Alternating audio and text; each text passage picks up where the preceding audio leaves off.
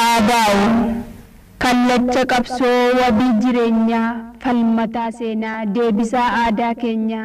dagaagsaa afaanii moggaasaa hayyuu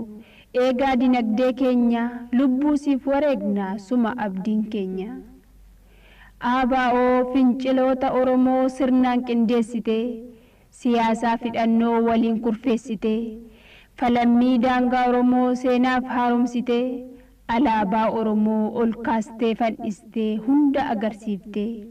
siif beekaa alagaa hamilee masaanuu baay'ee busheessite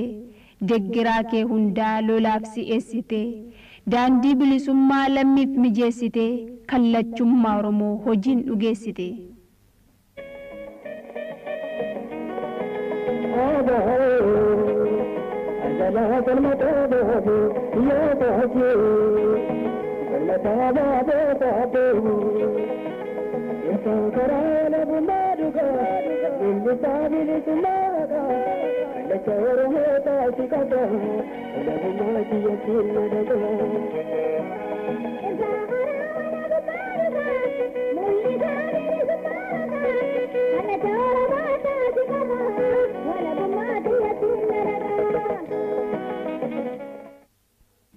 Aabaa'u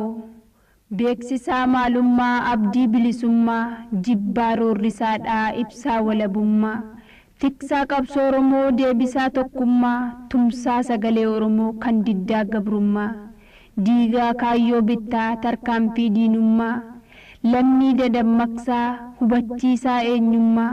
hawwaa diimokiraasii farra olaantummaa har'as borisii abdiin Oromummaa. Aabaa'oo jiraachuu kee hundaa sobaan jijjiiranii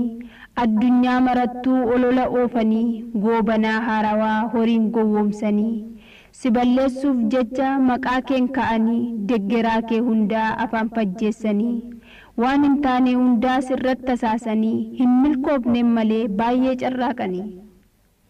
akeeka kee bakkaan ga'uuf jecha dhiira dhalaa hin jenne lubbuusiif gumaacha